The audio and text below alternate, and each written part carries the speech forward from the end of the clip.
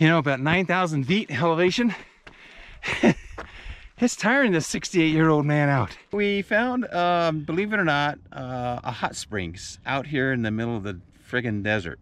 I'm Tony, and this is Laura, and this is our dog, Ginger. We escaped the rat race by investing in real estate and hit the road, traveling to freedom across the United States, visiting friends and family. And today, we're enjoying a wonderful life. Join us on Fulfilled Freedom. We hope to see you soon. We're at Spring Lake Trail, which is near Elko, Nevada. So on our trip heading up to Reno from Salt Lake City, we have a couple of boondocking stops, which is pretty awesome. And the boondocking host at where we're at right now, I mean, they came out with this little, like, what was it, like a little basket? A basket of flyers. And visitor information stuff, which is like, this was like way cool. And so we looked up a trail, we said, let's go hike this trail. And it's like, we're up at almost 9,000 feet up here. So it's like pretty awesome. Yeah, it's beautiful here. Yeah. So let's take a hike. Okay, let's go. All right, we have Ginger with us on our hike here. So she's gonna, obviously, she wants to lead the way. She's always in front, but anyway, we just want to take a look at the view. This is like really awesome. And if you haven't learned by now, you'll learn shortly that we just love going up in the mountains. We love doing trail hikes, and who knows, hopefully we can see something. Let's go over here. Let's explore this over here and see if there's any water coming down.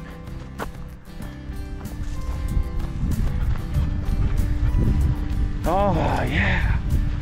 Oh, check it out. A little bit of water coming down. Not bad. Ginger, you find some wild animals out there? No. Stay here. You can't go down there. Don't be like a goat. Nope, you're not a mountain goat. Come on.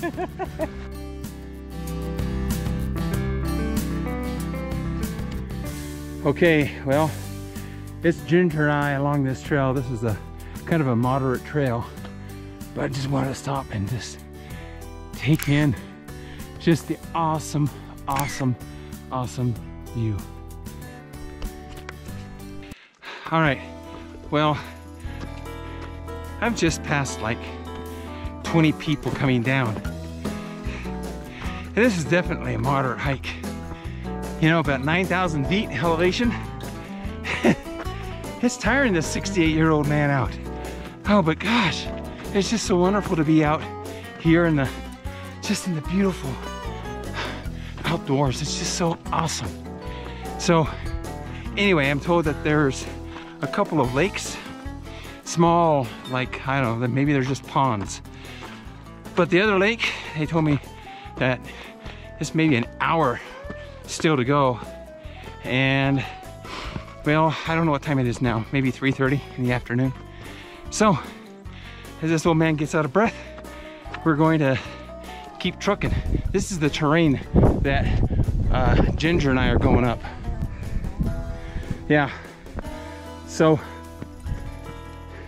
this is pretty incredible stuff, but it feels good. Feel the burn, ha ha ha. All right, Ginger, we're almost there. We made it up to the first lake, so let's take a shot of all this.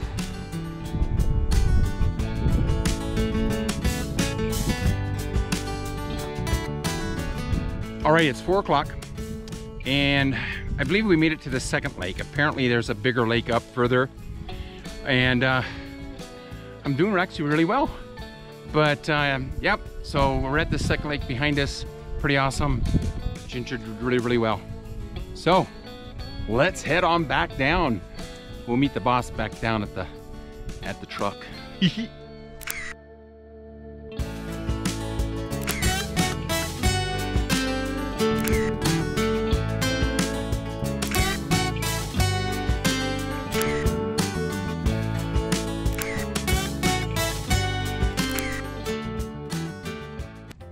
Well, we made it to Fernley, Nevada, and today, as actually another travel day, we stayed overnight at a Boondocker Welcomes place, which is pretty awesome. Yeah. Very, very nice people. Yeah, got 30 amp.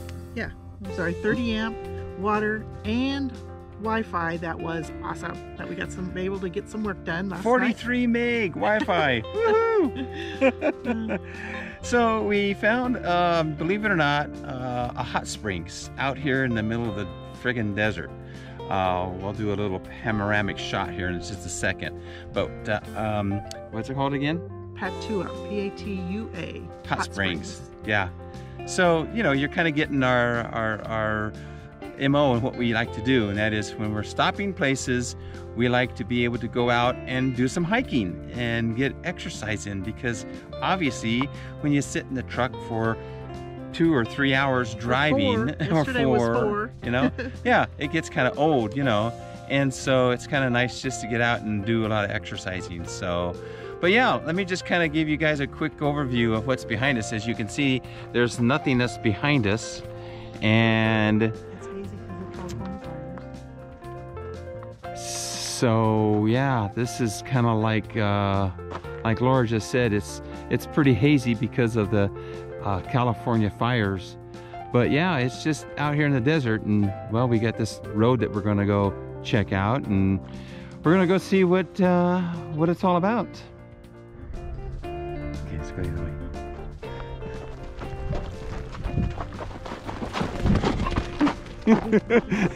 All right, she's having a blast. She's running. She's just, oh boy.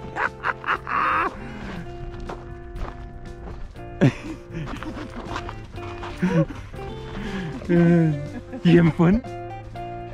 Oh boy. All right, let's go. Come on. Okay. You know, we've been places where we have bison that roll in the dirt. So what does Ginger decide to do, huh? Here she comes. She finds the nice soft dirt. She's being a bison. She doesn't know it. She's not a dog. Ginger, it's gonna be bath time for you. You silly dog. All right, let's go. Come on.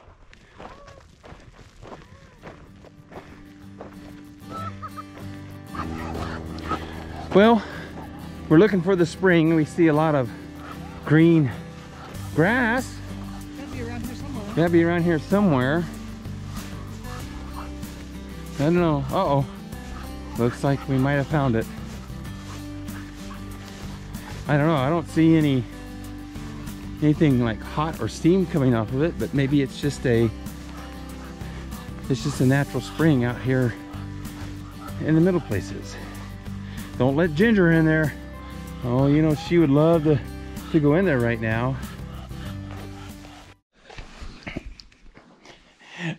So we're here at our boondocking site today, and I was absolutely intrigued. The host here is a carver of wood, absolutely phenomenal, and what he has in a workshop, and he wanted to share with us that this is literally what they use for, you know, making carving of all the different, you know, I mean, different things. And but what was the type of wood it was that you used? Basswood. Basswood. And so what's a linden tree? A linden tree? Wow. So basswood from a linden tree is what is used for doing the carving. But what's really cool is that Bob has set up a website, and what we're looking at here is actually, you know, a tool carrying box for all the supplies that they need for doing the carving. And what's the other thing that's really cool is that there's actually, you say they're carving clubs? Actual carving clubs all over the United States that, you know, that use these tools and whatnot. And so this is something that he actually makes himself, and he actually sells these boxes. And so here's one of the empty ones that he actually sells. And just look at this. I mean, one of the things that I actually learned here is that a lot of this is done with a CNC machine, which I really never realized that's what it takes. And here's one that's just partially built. Again, using the basswood. No, this is Baltic birch. Baltic birch. Ah, so basswood is for the carving. I see. And Baltic birch now is what's being used here for putting these together. Just take a look at this. Look at the the joints and the intricacy that has gone into the production of these things. This is absolutely phenomenal. And then you put like a clear, like a satin coat or matte coat on them afterwards. Now, do you brush that on or do you spray that on? Brush it. Brush it. All right, so back to carving. And so one of the things that Bob did is he gave me this to show me. He says, this is how, it first starts off by putting the, I'll call it template, on the front. The next thing that they tend to do is that they'll do this boot here. And what you'll see here on the right is basically once it's, just roughed out, that's what I'm going to call it. But then here's the actual, boot itself that it has now been, I'll say whittled down. But then this was another thing that was just really super cute that I thought that it would really be awesome to show you guys of the work that he does. And just the detail that goes into this carving is absolutely phenomenal. Just think, there's the tools that it takes to do that. It's one of those beautiful days out today, and we are needing to wash the rig. Part of the living on the road is you've got to wash your house down.